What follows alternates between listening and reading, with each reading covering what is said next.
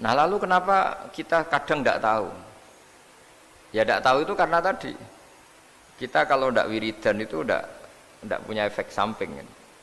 Tapi kalau kamu nggak punya uang kan terus lemes. Karena ngerti itu terus uang itu penting, wiridan tidak penting. Nah dari kesimpulan itu sebenarnya kita menjadi bodoh. Karena menjadi bodoh ketika Anda meninggal ternyata uang ini nggak penting, wiridan ini penting. Tapi tahu kita terlambat setelah kita meninggal. Nah di sini saya ingin mengingatkan apapun kondisi kita yang jelas itu ingat selalu kepada Allah Subhanahu wa taala. Caranya ingat gimana? Kata Nabi, kamu bayangkan musibah yang lebih ekstrim, kamu akan tahu yang kamu alami itu ahwanu wa aisar, yang kamu alami itu ringan sekali. Ringan seringan-ringannya. Saya beri contoh ya, kalau Anda belajar, kalau dalam bahasa pondok itu falak, mungkin kalau bahasa umum itu apalah, ilmu apa. Misalnya orang ahli meteor, ahli apalah, ahli perbintangan. Ketakutannya pasti benda langit ini jatuh kemudian menimpa bumi. Nanti kalau Anda ahli geologi itu takutnya bumi ini likuifaksi karena sumber daya alamnya sudah begitu dikeruk, dimanfaatkan.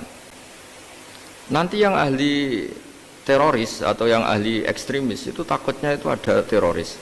Yang ahli sosiologi takutnya Indonesia itu chaos. Kalau chaos ya saling bunuh, saling apa. Jadi semuanya ini ketakutan ini semuanya mengarah terhadap kematian. Kecelakaan lalu lintas ya menjadikan orang mati, likuifaksi kayak kemarin di Sulawesi ya iya, gunung meletus, gempa, tsunami. Nah ketakutan yang menjadikan kematian sebenarnya banyak. Kalau baru tsunami aja ya orang takutnya ke tsunami, nanti kalau ada kematian gempa ya takutnya gempa, kalau temanya Covid ya takutnya Covid. Terus kalau ada tetangga mati karena ngelindur ya baru gue nak turu hati-hati kok nak mati ngelindur. Jadi ya masalahnya kan kita tidak tahu, nggak tahunya itu ya tadi takutnya Covid ternyata catatannya itu mati kecelakaan, takutnya kecelakaan ternyata matinya itu ngelindur, kan kita tidak pernah tahu.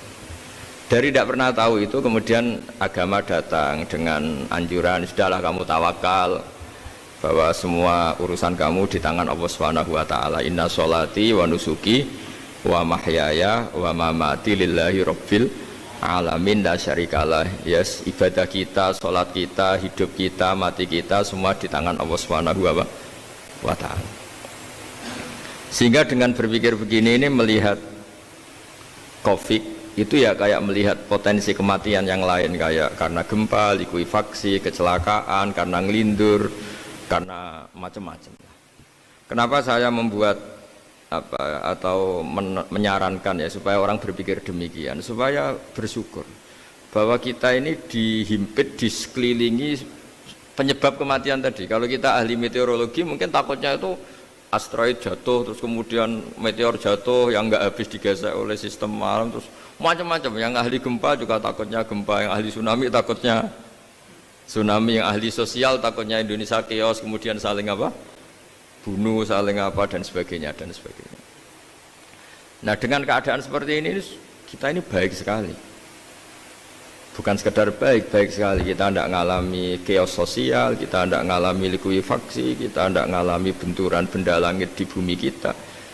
Karena itu sekali terjadi bukan satu dua lagi, tapi habis seluruh Indonesia, mungkin seluruh dunia. Nah di sini cara Allah membuat kita selalu bersyukur bahwa hal-hal itu tidak terjadi. Jadi ada sebuah ayat yang Allah selalu mengingatkan, aamintum man fis sama ayakhsifa bikumul ardo fa idza hiya tamur. Kamu boleh sekali-kali berpikir bumi ini justru potensinya itu likuifaksi, potensinya itu hancur karena di bawah itu ada magma, ada apa minyak, ada macam-macam. Ini kan di bawah ini kan ngerongkong cara Jawa itu karena diambilin terus. Piro-piro diambil ya ini ya ono masih bisa dipakai. Belum sistem bumi sendiri, wafil arti kita mutajawirat, bumi sendiri itu berubah lempengan-lempengan. Setiap saat itu potensinya geser, sekali geser ya jadi gempa itu. Terus belum benda langit yang potensinya juga jatuh, sekali jatuh ya habis kita. Jadi yang kita ini dikepung sekian potensi yang bisa menghancurkan kita. Tapi nyatanya mulai Nabi Adam sampai sekarang itu ada kehidupan, ada khayal. Sing Joko yang kepen Bayu Rabi, Mungkin sing wis payu rabi ya mbah kepengin mbah ora macam-macam lah. Tapi yang jelas itu wong dikepung kematian kok ya khayalnya masih tinggi gitu. Lah enggak pernah ngayal ya orang yang utang ditagih itu, gak kober ngayal. Soalnya wedine tanggal kredit itu. Tapi ini saya cerita supaya orang Indonesia itu ngerti lah bahwa yang ngepung kita itu tidak hanya Covid. Banyak. Makanya orang Arab itu kalau ngendikan itu wa man lam yamut bisayfi mata bi khairihi ta'addadatil asbab wal maut wahidu. Karena orang Arab itu kan dulu Arab sebelum Islam itu kan satu kabilah nyerang kabilah yang lain. Wah itu kan harus butuh orang-orang tangguh karena dulu sistem rezekinya kayak sistem Indonesia dulu lah. Kerajaan ini nyerang ini supaya satu kerajaan punya eksistensi harus mengalahkan kerajaan yang lain. Bahkan cerita-cerita itu sama lah di Indonesia di mana-mana. Nah itu pemuda-pemuda yang gagah berani itu karena punya pegangan tadi. Wa man lam yamut bisayfi toh mata biwirihi. Kalau kamu tidak mati di medan perang ya tetap aja mati juga gitu. Sehingga mereka kendel gitu kata cerita orang dulu. Ta'addadatil asbab wal maut wahidu. Sebab kematian bisa macam-macam tapi kesimpulannya tetap saja namanya mati. Lalu Islam itu mengajarkan aksiru min dzikri hadhimil ladzat. Kamu harus banyak ingat mati. Tapi uniknya Islam itu menyuruh ingat mati itu disuruh justru semangat hidup. Karena kita butuh bekal itu. Jadi kalau kamu ingat mati itu jangan terus loyo, terus nunggu takdir mati itu enggak, malah disuruh semangat. Nah, tenaga medis semangat mengobati pasien, yang pasien juga semangat apa? Mensupport dirinya supaya punya keberanian hidup. Orang Jawa nunggoni anak, nunggoni putu. Kalau saya sebagai kiai ya nunggoni santri, nunggoni umat.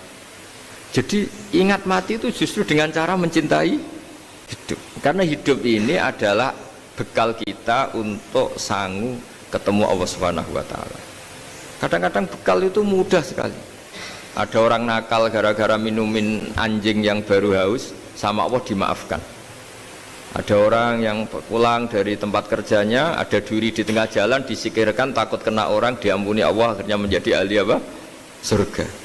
Ada orang yang kerja untuk orang tuanya, kemudian orang tuanya dicukupin menjadi ahli surga. Bahkan ada ahli surga itu ceritanya itu, tapi ini jangan dicoba. Ada orang sudah jelas niat nyon sewu, niat zina, sudah tinggal itu terus mikir dia. Saat itu takut Allah gak jadi, barokahnya gak jadi langsung dia jadi ahli surga. Sarannya gak jadi loh ya. Tapi ya tidak usah dicoba. Itu kalau keterusan masalah. Jadi Islam itu menganjurkan ingat mati tapi justru dengan cara mencintai kehidupan. Karena yang jadi referensi Allah nanti di akhirat adalah perilaku kita, amal kita zaman apa? Hidup. Jadi disuruh ingat mati tapi justru dengan cara sangat mencintai apa? Kehidupan. Lalu yang dinamakan kehidupan itu apa? Ya kita-kita ini, ada yang mengkhidmati agama, mengkhidmati orang sakit, mengkhidmati itu ya berbakti, membantu, ada yang nata lalu lintas, ada yang nata keamanan kayak Pak Polisi, ada yang nata keuangan kayak Kemenku, macam-macam. Semuanya harus kita cintai, profesi-profesi yang oleh Islam dianjurkan untuk kita nekuni itu. Jadi saya mohon lewat cerita ini orang itu tidak fokus takut Covid. Kasihan Covid kan jadi tersangka pembunuh sini. Padahal di kampung-kampung orang lugu-lugu yang saking nggak ngertinya itu kalau dikasih sumbangan tuh katanya itu salam neng Covid matur nuwun. Itu ribet kalau orang lugu-lugu itu. Dikira Covid itu satu makhluk atau manusia yang apa? Nyumbang itu. Jadi saya mohon semohon-mohonnya, minta seminta-mintanya. Sampai harus ngitung nikmat lah. Dengan sistem meteor seperti itu di langit tidak jatuh ke kita, sistem bumi yang sudah ngerongkong gini tidak likuifaksi, terus di dunia ini banyak kimia, banyak racun itu kalau misalnya meledak kemudian dibawa angin mungkin matinya lebih massal. Ternyata semua itu tidak terjadi. Artinya nikmat yang sekarang kita dapatkan, kita nikmati sekarang itu jauh lebih besar ketimbang ketakutan kita. Nah, ini Islam selalu menganjurkan fadzkuru ala Allah la'allakum tuflihun. Selalu ingat sisi-sisi nikmatnya Allah. Kamu jangan hanya sisi wah kita dikepung Covid, kita punya istri judes, punya anak nggak nurut, punya atasan sadis, punya anak buah nggak loyal. Kalau gitu terus ya kamu nggak berani hidup. Yang diingat masalah terus. Itu salah, hidup seperti itu salah menurut Islam. Yang Islam menganjurkan fazkuru ala Allah, kamu ingat sisi-sisi nikmatnya Allah, bukan sisi-sisi kita hidup itu diuji.